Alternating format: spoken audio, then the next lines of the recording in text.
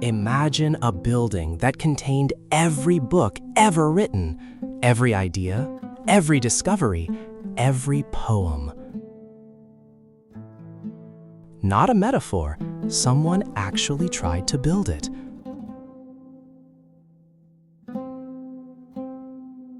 For 3 centuries, the Library of Alexandria came closer than anything before or since. Then it was gone, not in one fire, in a long, slow erasure. And what disappeared with it, we will never fully know.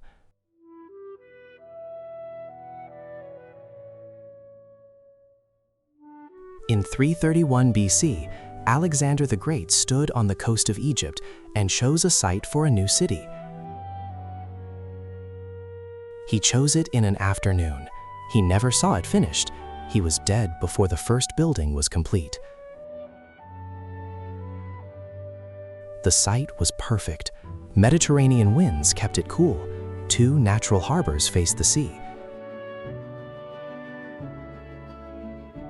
It was built at the crossroads of 3 continents, Africa, Europe, and Asia, within sailing distance. After Alexander died, his general Ptolemy claimed Egypt. He built Alexandria into something Alexander never imagined. Every ship entering Alexandria harbor was searched. Any scrolls found were confiscated and copied. The copies were returned.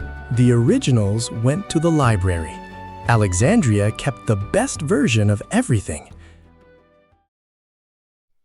Within a generation, Alexandria was the largest city in the Mediterranean world.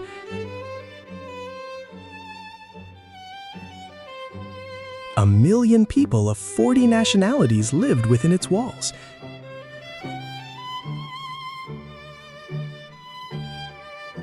Greek, Egyptian, Hebrew, Persian, Indian, all living and trading and arguing in the same streets. No city before or since was built with a more deliberate, explicit ambition to be the center of all knowledge. The Royal Library sat within a larger complex called the Mauseon, the House of the Muses. It was not just a storage room, it was a working research institution, the world's first university. Scholars were given free housing, free meals, and a salary, just to think and write. At its peak, the library held between 400,000 and 700,000 scrolls. Every subject known to the ancient world: mathematics, medicine, astronomy, poetry, history, philosophy. Scholars arrived from Greece, Persia, Babylon, India, and Judea. The library spoke every language. They translated, debated, cross-referenced, a Babylonian astronomer correcting a Greek mathematician. Here, the Hebrew Bible was first translated into Greek, the Septuagint. 70 scholars, 70 days. Scrolls came from everywhere: Homer, Aristotle, Sophocles, Euclid, works whose originals no longer exist. Scribes worked in long rooms, copying scroll after scroll after scroll, preserving what no one thought to preserve. The head librarian held the most important job in the ancient world. He decided what was worth keeping. Here, Euclid wrote Elements, 13 books that defined geometry for 2,000 years. Eratosthenes calculated the circumference of the Earth in 240 BC. He was accurate to within 1%. He used 2 sticks, the sun, and his understanding of geometry. No satellite, no computer. Herophilus dissected human bodies here, the first systematic anatomy in history. Medicine changed forever. Aristarchus proposed that the Earth orbited the Sun in 270 BC. 17 centuries before Copernicus. Archimedes studied here. He left with ideas that changed physics, engineering, and mathematics. Scholars here calculated the length of a solar year, invented the leap year, mapped the night sky. Alexandria was not just the smartest city in the world, it was where the idea of science was born. And at the center of all of it, the library, the engine, the reason they came. Cleopatra, the last great Ptolemaic ruler, spoke 9 languages. She studied here. She was the first Ptolemaic ruler in 3 centuries to bother learning Egyptian.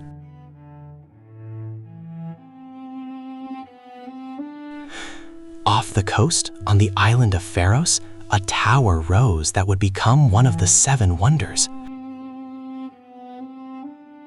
The Pharos Lighthouse stood over 130 meters tall. For 1,000 years, it was one of the tallest structures on Earth.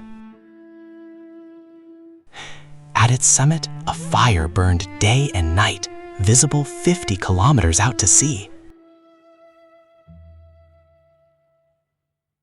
Ships from Rome, Greece, Persia, and India used it to find Alexandria's harbor. The library held all knowledge. The lighthouse guided all ships. Together, they made Alexandria the center of the world.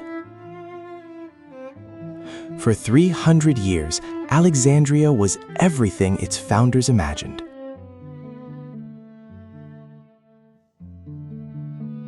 Then, the world began to change around it.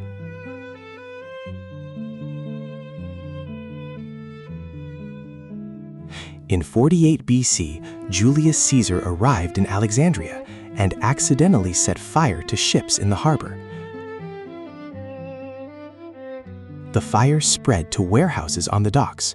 Some scholars say it reached a library annex.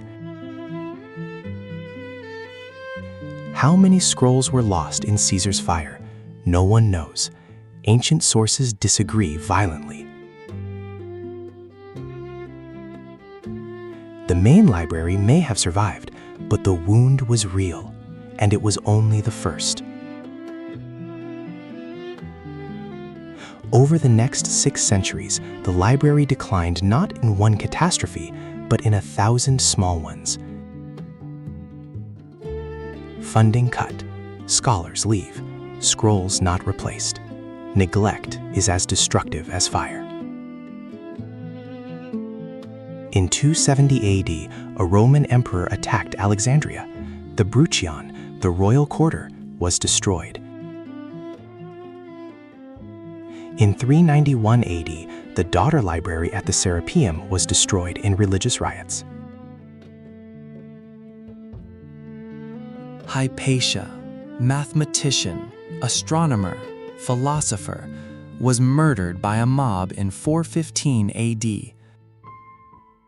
With her death, scholars noted that something essential had ended, not the library, but the spirit of it. In 641 AD, Arab forces conquered Egypt. The Caliph Umar was asked what to do with the library. The story says he replied, "If it agrees with the Quran, it is unnecessary. If it disagrees, it is dangerous." Historians still argue whether this story is true, but by 700 AD, the library was gone. Not burned, emptied, ignored, outlived. Its books scattered, destroyed, or quietly lost to time. In the 14th century, an earthquake toppled the Pharos lighthouse. It fell into the sea. Today, divers explore its ruins on the floor of Alexandria Harbor.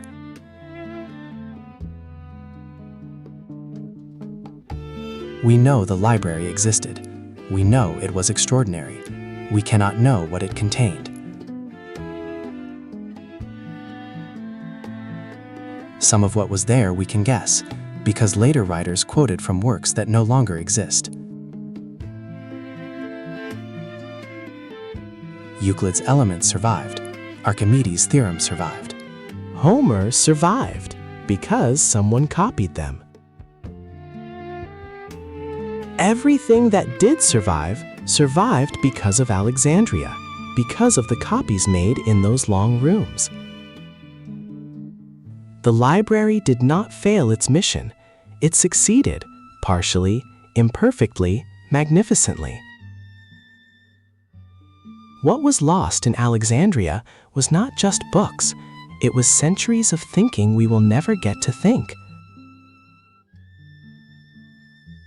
Subscribe to Brightlore. Which lost city should we open next?